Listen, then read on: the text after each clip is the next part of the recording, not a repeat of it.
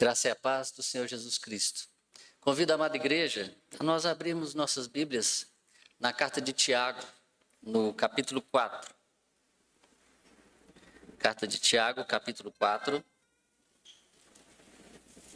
Nós vamos ler os versos de 1 a 10. Tiago 4, de 1 a 10. Assim diz a palavra do nosso Deus. De onde procedem guerras e contendas que há entre vós? De onde senão dos prazeres que militam na vossa carne? Cobiçais e nada tendes, matais e invejais e nada podeis obter. Viveis a lutar e a fazer guerras. Nada tendes porque não pedis. Pedis e não recebeis porque pedis mal, para esbanjardes em vossos prazeres. Infiéis, não compreendeis que a amizade do mundo é inimiga de Deus? Aquele, pois, que quiser ser amigo do mundo, constitui-se inimigo de Deus. Ou supondes que em vão afirma a Escritura? É com ciúme que por nós anseia o Espírito que ele fez habitar em nós? Antes ele dá maior graça pelo que diz: Deus resiste aos soberbos, mas dá graça aos humildes. Sujeitai-vos, portanto, a Deus, mas resisti ao diabo e ele fugirá de vós. Chegai-vos a Deus e ele se chegará a vós outros. Purificai as mãos, pecadores, e vós, que sois de ânimo dobre, limpai o coração. Afligi-vos, lamentai e chorai. Converta-se o vosso riso em pranto e a vossa alegria em tristeza. Humilhai-vos na presença do Senhor e ele vos exaltará. Amém. Vamos orar mais uma vez, mesmo sentados. Pai querido, graças te damos, Senhor, por estarmos aqui na tua casa. Graças te damos, Senhor, pelos louvores, pelas ofertas, pelos dízimos, pelos cânticos, pelas orações. Obrigado, ó Pai, pela tua santa palavra. Prepara agora, Senhor, os nossos corações, como eu sei que o Senhor já tem preparado para hoje, para esse dia. E fala conosco, fala aos nossos corações, para que o teu nome seja honrado e glorificado nessa noite. E assim nós oramos e já agradecemos por tudo em nome de Jesus. Amém. Meus irmãos, qual o seu maior problema? Qual que é o seu maior problema?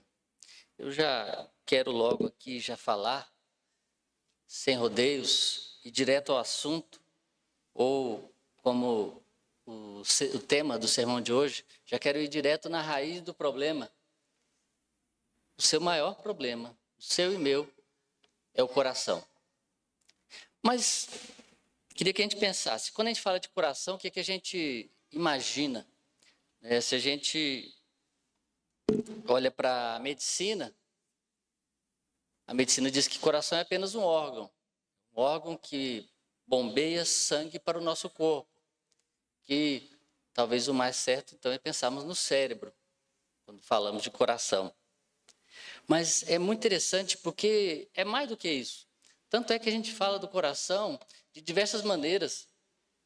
A gente fala assim, eu estou com um aperto no coração, né, quando a gente está com alguma coisa assim ruim, um sentimento ruim. Ou quando está com medo, né? O coração dispara de medo ou de pânico. Ou quando a gente está amando, coração, quando a gente encontra aquela pessoa amada, o coração dispara. A gente fala para o outro assim, você é a dona do meu coração. É bonito isso, né? Você é a dona do meu coração. O mundo fala também, siga o seu coração. Mas o que a Bíblia fala que é o coração?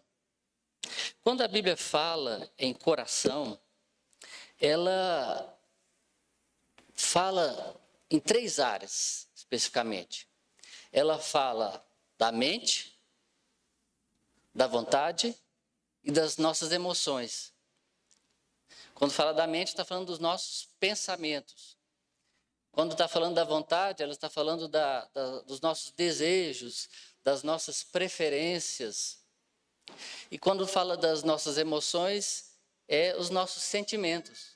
É a nossa ira, é a nossa alegria, é o nosso medo, o nosso espanto, é as nossas paixões. Então, quando a Bíblia fala de coração, está se referindo a essas áreas, a nossa mente, a nossa vontade e as nossas emoções. Mas, então, quando eu falei aqui que o nosso problema é o coração, é correto e é importante que nós identifiquemos a raiz do nosso problema. Quando nós identificamos a raiz do nosso problema, nós estamos caminhando para chegar à solução da equação. Mas devemos primeiramente reconhecer que nós somos o problema. Porque quando nós estamos falando do coração, nós estamos falando exatamente de nós, do nosso ser integral. O problema está em nós, o problema está dentro de nós, nas profundezas do nosso coração. Mas e de que maneira a gente reage a essa notícia, pastor? Com certeza, isso não agrada a gente, não é o que gostaríamos de ouvir. A Bíblia ensina que, no fundo, o nosso problema real não é psicológico, baixa estima, necessidades não satisfeitas na infância, ou problema social, relacionamentos ou influências ruins, histórico, meu passado, ou fisiológico, é o meu corpo. Claro que essas influências são significativas, mas o nosso verdadeiro problema é espiritual, é o nosso coração errante e a nossa necessidade de Cristo. Muitas vezes substituímos Cristo por algo ou alguém, e como consequência nosso coração se torna fraco e doente. O coração passa a servir qualquer outra coisa menos a Deus. A carta de Tiago toma o coração como centralidade e o coração e as suas reações pecaminosas. Tiago aqui oferece uma discussão sincera, mas amorosa, a respeito da raiz do problema. E o primeiro ponto que eu quero trazer para nós aqui é que um coração, o primeiro ponto da raiz do problema é um coração governado por você. É a idolatria do seu coração. Vejamos os versos de 1 a 4 novamente. Ele diz: de onde procedem guerras e contendas que há entre vós? De onde senão dos prazeres que militam na vossa carne? Cobiçais e nada tendes, matais e invejais e nada podeis obter. Viveis a lutar e a fazer guerras. Nada tendes, porque não pedis. Pedis e não recebeis, porque pedis mal, para esbanjardes em vossos prazeres. Infiéis, não compreendeis que a amizade do mundo é inimiga de Deus? Aquele, pois, que quiser ser amigo do mundo, constitui-se inimigo de Deus. Tiago aqui revela a causa das contendas, das divisões entre os crentes, entre os irmãos. E ele diz que são os desejos maus. E a inveja aqui é um desejo mau. E ainda por cima é um desejo destrutivo, pois como diz o ditado, a inveja mata. E isso é bíblico, é uma verdade bíblica, pois a inveja é um pecado contra Deus. E Tiago diz o porquê. Porque não pedis. Não pedis a quem? Não pedis a Deus. Tiago já havia dito anteriormente, lá no capítulo 5, no capítulo 1, verso 5, que Deus dá a todos que pedem liberalmente. Ele diz: se porém algum de vós necessita de sabedoria, peça a Deus que a todos dá liberalmente. Mas nós não pedimos, diz Tiago. Isso revela uma falta de gratidão a Deus, porque Deus nos dá gratuitamente os dons. Deus dá dons gratuitos para o seu povo. Mas se nós não buscamos esses dons em Deus, nós vamos buscar os nossos próprios dons no mundo. E Tiago ainda diz mais: Ele diz que quando pedimos, ainda pedimos mal. Quando vocês pedem, ainda pedem errado. E Deus recusa atender às nossas petições erradas. Petições que procedem de desejos maus. Orar com a motivação errada é pecado.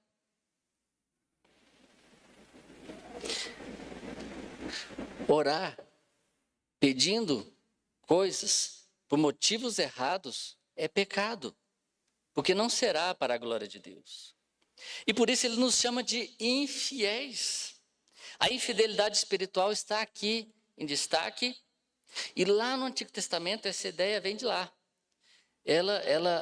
Essa infidelidade via a adoração idólatra de Israel como uma infidelidade conjugal. É um adultério espiritual, porque significava lealdade para algo da criação, ao invés de lealdade para com o Criador e esposo de Israel. Isso é relacionamento espiritual ilícito. Ser um amigo do mundo é ser mais comprometido com o mundo do que com Deus e alinhar-se com o sistema mau deste mundo, que é contra Deus e contra o seu povo. Não há neutralidade espiritual. Não há campo neutro no mundo. Ou você é de Deus, ou você não é de Deus.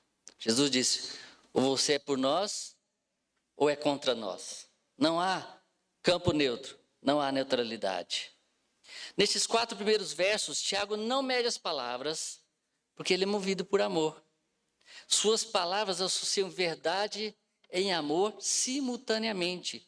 E qualquer um de nós que quer ter uma mudança, que quer passar por um processo de mudança na sua vida, precisa dessa mesma combinação, verdade e amor.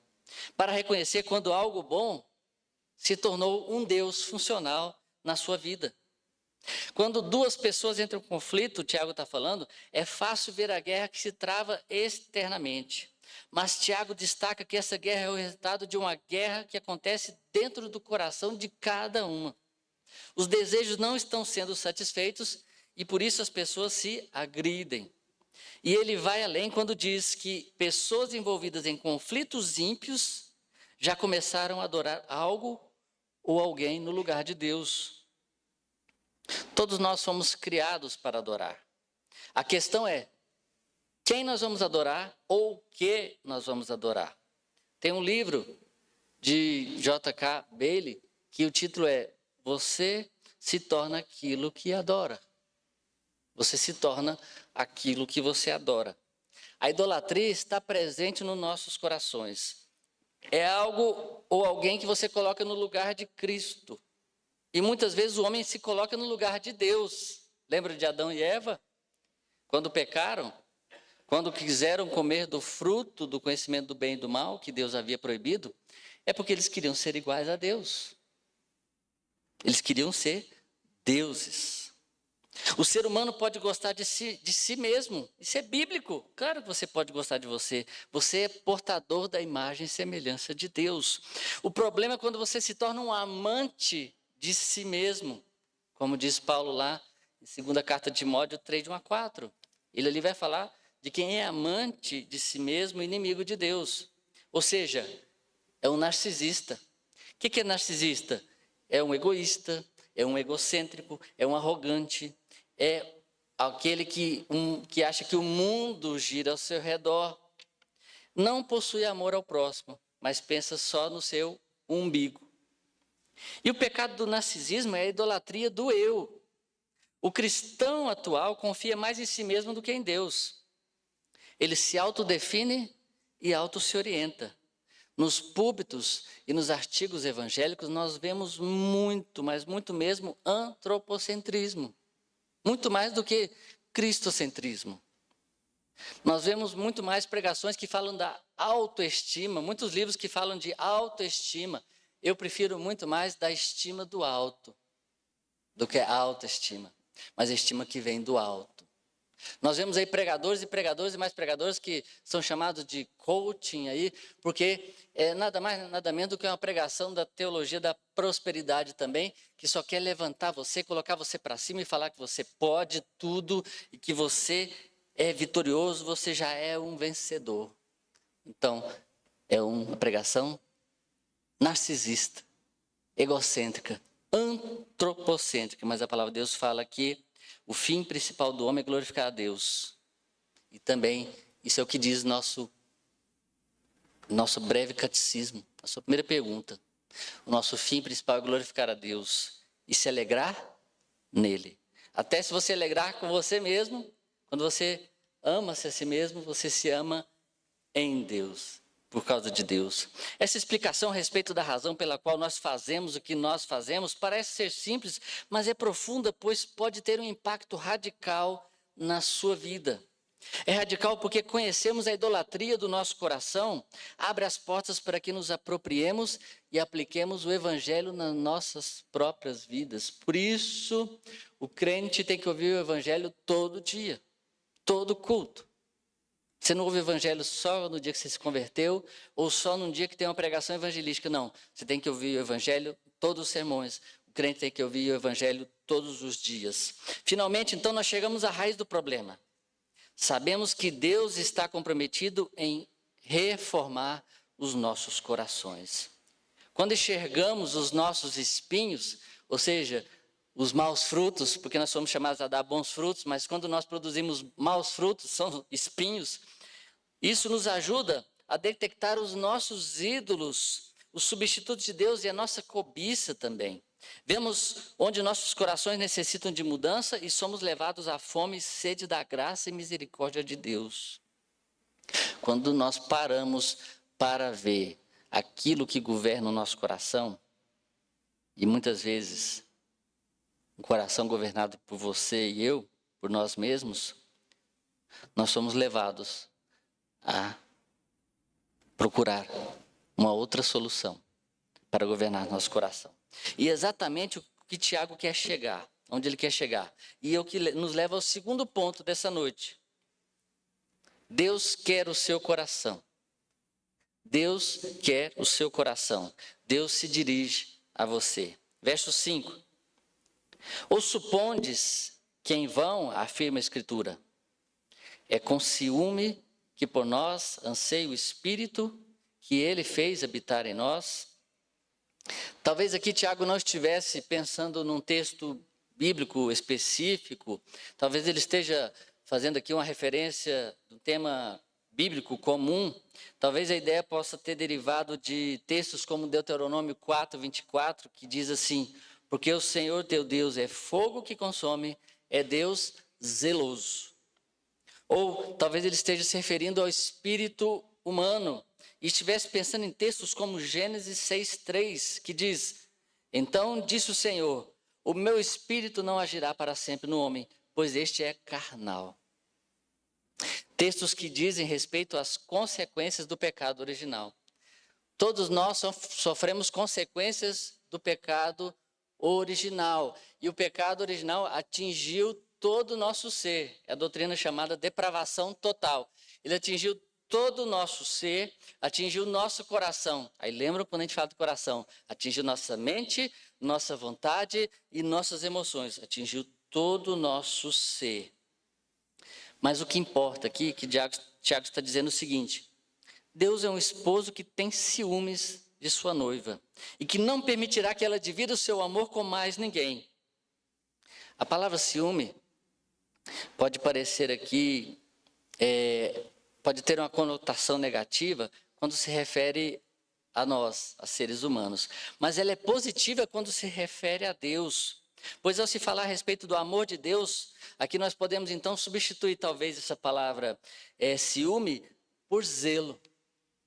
Zelo, Deus é zeloso em recuperar nossos corações. Deus é zeloso em resgatar as nossas emoções. Isso não é maravilhoso?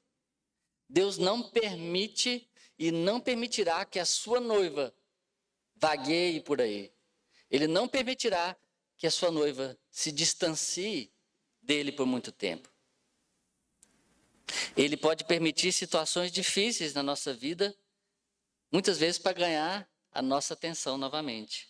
Porque o Senhor é Deus, é zeloso e está disposto a fazer com que Ele seja novamente o único na sua vida. Às vezes somos impacientes com nossos filhos e a última coisa que queremos admitir é que nós erramos, ou que nós somos culpados, que a culpa é nossa. Queremos culpá-los e nos justificar, e muitas das vezes justificar o nosso pecado. Mas se seu filho é como ele é culpa sua, é culpa dos pais. Não é culpa do pastor, é culpa do pai, é culpa da mãe. Então não adianta a gente querer justificar. Queremos, então, nos justificar. Mas se não identificarmos os nossos pecados e pararmos de ficar nos justificando o tempo inteiro, nunca chegaremos à solução verdadeira dessa equação. Nós sempre subestimaremos ou ignoraremos o amor redentivo de Deus. E não há nada mais sério do que isso. Há uma necessidade urgente de Cristo em nossas vidas. Eu e você precisamos de Cristo urgentemente. O homem precisa de libertação. O homem necessita desesperadamente de Cristo para se libertar dos seus ídolos, principalmente do ídolo eu. Jesus, em Marcos 8,34, diz: se alguém quer vir após mim, a si mesmo se negue, tome sua cruz e me siga. Negue-se a si mesmo, negue seu eu, negue você. Morra. Ele está falando, morra, mate o seu eu todos os dias. Dwight Moody, um grande evangelista, quando nós falamos esses dias, ele diz o seguinte: ou este livro me afasta do pecado, ou o pecado me afastará deste livro. Ou este livro me afasta do pecado, ou o pecado me afastará deste livro. Nós precisamos desesperadamente da palavra de Deus. Nós precisamos desesperadamente de Jesus Cristo. Porque Ele quer governar o meu e o seu coração. E Ele não vai desistir. Ele não vai parar por aí. Então nós finalmente chegamos num terceiro e último ponto, que é: dirija o seu coração a Deus. Dirija o seu coração a Deus, pois Ele o convida a se dirigir a Ele. Versos de 6 a 10. Vamos ler novamente?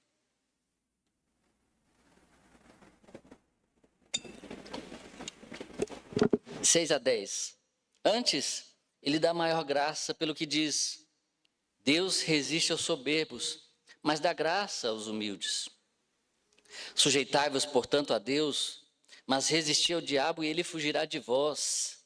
Chegai-vos a Deus e ele se chegará a vós outros.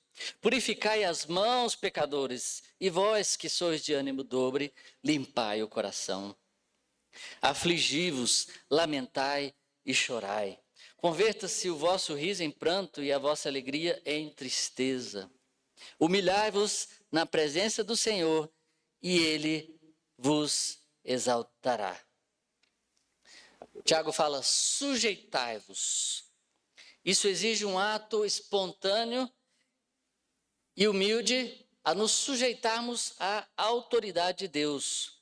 Pois, querendo ou não, já estamos debaixo da autoridade de Deus. Quer você se sujeite espontaneamente, quer não.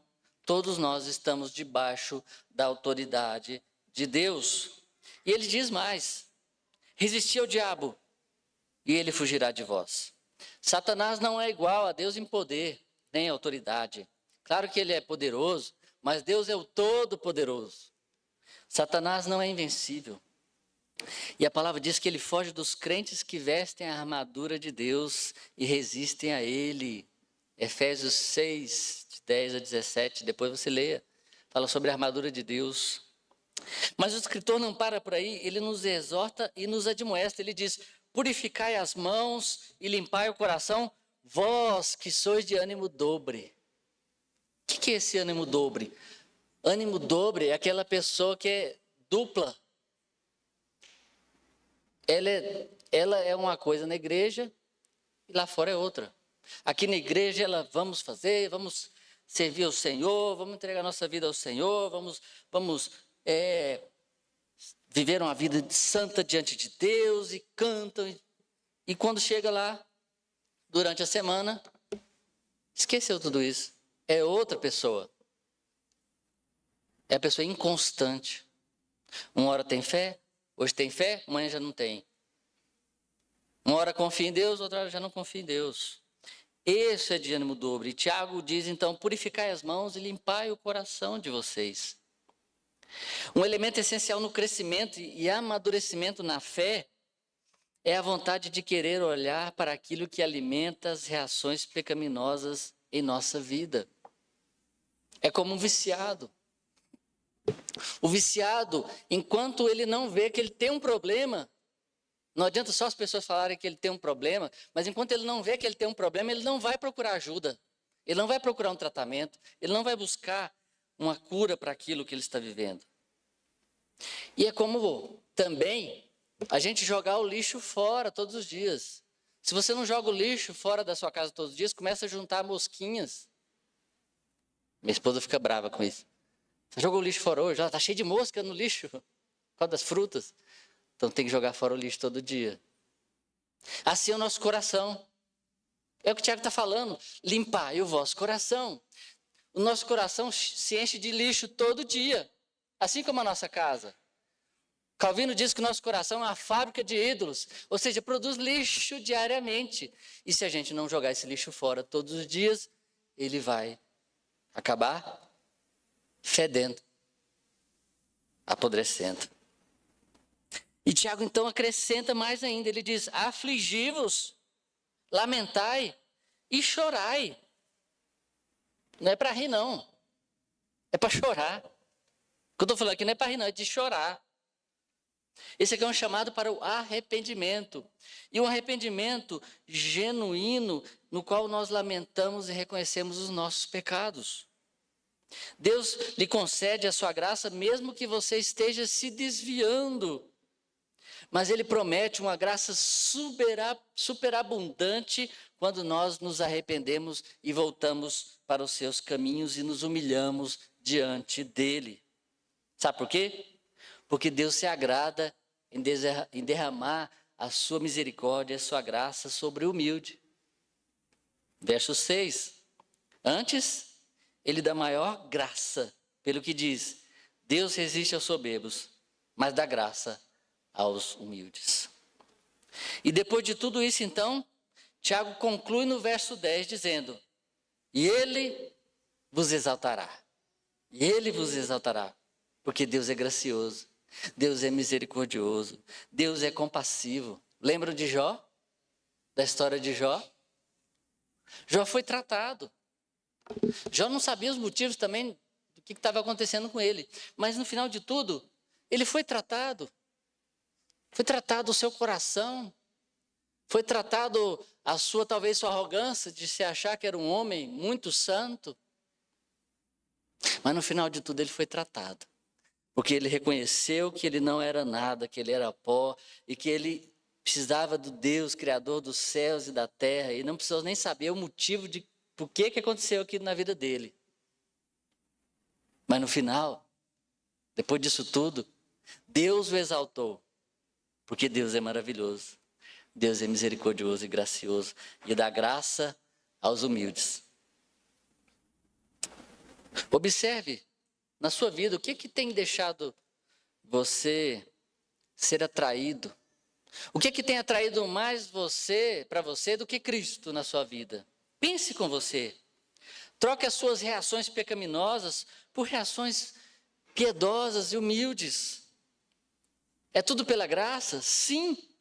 Mas isso não significa que nós somos passivos. O crente é ser chamado ativo, combatente, vigilante, como um soldado, pois o crescimento e amadurecimento na fé é uma batalha espiritual. Pode ser uma tarefa difícil, mas vale a pena executar a tarefa de se autoexaminar e saber o que te afasta de Deus. Porque ao final, Ele vai te abençoar mais e mais. É graça sobre graça. É graça sem medida. Ele vai derramar graça sem medida sobre a sua vida, sobre a sua casa, sobre a sua família, sobre os seus filhos, sobre o seu casamento, sobre o seu trabalho, sobre a sua igreja, a nossa igreja. Concluindo, meus irmãos, eu queria deixar algumas perguntas aqui para você meditar depois. Algumas perguntas que a gente pode fazer, te ajudar a fazer esse autoexame de forma mais efetiva. Porque o arrependimento não é verdadeiro e genuíno, a menos que seja específico e concreto. Pois também nós pecamos de forma específica e concreta, não é verdade? E já que isso é verdade, precisamos olhar honestamente para nossas vidas, tanto para o nosso coração, quanto para os nossos comportamentos, para as nossas reações. E a primeira pergunta é: o que você ama? Existe alguma coisa que você ama mais do que Deus na sua vida? Onde você deposita as suas esperanças? O que faz seu coração bater mais forte? Pelo que você ora? Em que você pensa a maior parte do tempo? Sobre o que você conversa? A palavra de Deus diz que o coração, a nossa boca fala do que está cheio, o nosso coração. Então o que é sobre mais o que você conversa? Presta atenção nisso. Como você usa o seu tempo? Em que coisas você gasta tempo, você investe tempo no seu dia a dia? Em que ou em quem você deposita a sua confiança ou esperança? Quais são seus ídolos e falsos deuses? Essas são perguntas boas para você começar. Pode ter várias perguntas para você identificar. Essas perguntas podem ajudar a gente a pensar de forma mais clara e profunda a respeito do que, por que fazemos o que nós fazemos. Como diz Paulo, faço o que não quero e o que não quero eu faço. Essas perguntas podem nos ajudar e dar uma melhor ideia de quais coisas boas podem se tornar ídolos no nosso coração. Essas descobertas são uma bênção, meu irmão. É uma bênção ter uma consciência espiritual. É uma bênção. Por meio dessa consciência, podemos experimentar mudanças na nossa vida. Não se esqueça nunca, meu irmão, que você está casado com Cristo Jesus. E que você é a sua noiva. Que as posses dele são suas e você pertence somente a ele. Não se esqueça disso. O seu pecado foi tratado na cruz, então não precisa temer, dar uma boa olhada em si mesmo e para os seus pecados e dar nome a eles, nominá-los um a um perante Deus. Não precisa ter medo, porque Deus já tratou deles lá na cruz do Calvário. Ele quer que agora você trate eles no seu coração. O Evangelho de Cristo convida cada um de nós a fazer um autoexame honesto e humilde. Esse é o caminho que existe, o caminho da sabedoria e do poder que o Espírito Santo nos traz para que seja feita uma mudança libertadora na sua vida, para que você seja livre de tudo aquilo que te prende, de todos os seus ídolos. Isso acontece principalmente quando nós somos humildes e honestos em relação aos nossos pecados diante de Deus. O fato de que podemos transformar coisas boas em ídolos deve servir para a gente como um sinal de alerta todos os dias. Sempre será necessário fazer isso enquanto vivemos aqui, para enxergarmos os nossos pecados e nos arrependermos deles. Muitas vezes, e não poucas vezes, nossos corações se tornam cativos de insignificantes substitutos de Deus e que acabam tendo mais importância para nós do que o Deus verdadeiro, do que Cristo Jesus. Reverendo Heber Carlos Campos Júnior, uma vez em uma pregação, disse o seguinte: eu acredito que você ama o Senhor, mas o problema não é que a gente não ama a Deus, é que a gente quer amar a Deus e outras coisas que fazem rivalidade a Ele. Quando começarmos a perceber que essas coisas em nossos corações se tornam ídolos em nossos corações, será o início de uma mudança e um caminho para a liberdade. As boas novas do Evangelho brilham em seu maior fulgor nesse pano de fundo, nesse cenário do nosso pecado. Mas não se atemorize Não precisa ficar com medo ao pensar nessas coisas. Reserve tempo para meditar nessas coisas e para orar a Deus sobre essas coisas. Não perca de vista a sua união com Cristo. Não perca de vista as promessas de Deus de te amar pacientemente, incondicionalmente e de querer lhe transformar para que você se pareça mais com Cristo Jesus. Por isso que Deus nos chama para a igreja. Por isso que a igreja recebe a gente do jeito que a gente é. Nos recebe como nós estamos. A igreja aceita todos, mas não aceita tudo. Ela recebe a gente do jeito que a gente é, do jeito que a gente está, mas ela não vai deixar a gente sair do mesmo jeito por aquela porta. A palavra de Deus vai nos transformar, para que a gente se pareça mais com Cristo Jesus. Se você se dedicar a esse tipo de autoexame humilde e honesto e piedoso, você estará pronto para experimentar as boas novas da cruz de Cristo todos os dias e para a glória do Senhor Jesus. E o Senhor Jesus será o seu único Senhor e suficiente Salvador. Às vezes nós queremos apenas que Ele seja nosso Salvador. Todo mundo quer ser salvo. E aí nós nos convertemos e temos Jesus Cristo como nosso Salvador. Mas a partir daí nós não queremos mais nada com Ele. Nós não queremos que Ele se torne o nosso Senhor. Achamos difícil essa tarefa. Mas a tarefa nunca estará completa se você não deixar Jesus ser o seu Salvador e o seu Senhor. O único Salvador e o único Senhor das suas vidas. Amém? Vamos orar? Pai querido, obrigado, Senhor, pela Tua palavra. Obrigado, Senhor, porque a Tua palavra trata o nosso ser, trata o nosso coração, Senhor. Trata todo o nosso ser interior, que se manifesta no exterior. Trata a nossa mente, as nossas vontades, as nossas emoções. Oh, Pai, obrigado, Senhor. Perdoa-nos, ó Pai, porque nós somos fabricantes de ídolos. Nós somos artesãos de ídolos, ó Pai. Perdoa-nos, ó Senhor. Perdoa o nosso coração. Ajuda-nos, ó Pai, a pegar esses ídolos e quebrar, a queimar, a jogar fora, todos os dias, ó Pai, enquanto nós vivermos. Para que o Senhor seja único em nossa vida. Para que o Senhor Jesus seja o único Rei, o único dono das nossas almas, o nosso único amor. O nosso esposo amado.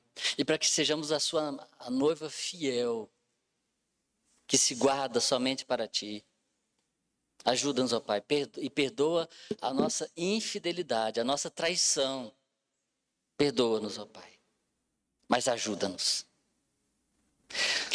Nós acreditamos, Senhor, nisso, não porque nós cremos na nossa força, na nossa capacidade, mas nós cremos no poder do Teu Santo Espírito. Nós cremos no poder da Tua palavra. Nós cremos nas Tuas promessas, ó Senhor. E no Teu Santo Espírito que incomoda os nossos corações, que queima e arde os nossos corações, que quebra os nossos corações e que transforma os nossos corações.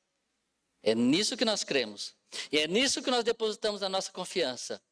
E é assim que nós queremos sair daqui essa noite, ó Senhor, confiando em Ti. Não em ídolos falsos, não em deuses falsos, mas no único Deus verdadeiro, Criador dos céus e da terra, e do nosso Senhor e Salvador Jesus Cristo. E eu te peço, ó Pai, por aqueles que não Te conhecem, por aqueles que ainda têm outro Deus, talvez o Deus ego, toca seus corações, toca em suas vidas, quebranta esses corações, troca esse coração de pedra por um coração de carne e dá-lhes um novo coração, um coração de adorador que Te adora em espírito e em verdade, ó Senhor. Para que eles possam também se humilhar diante da Tua poderosa mão e se sujeitar a Ti junto conosco e nos humilhar e nos purificar, limpar as nossas mãos e os nossos corações e nos arrepender dos nossos pecados, para que o Senhor nos levante, nos coloque de pé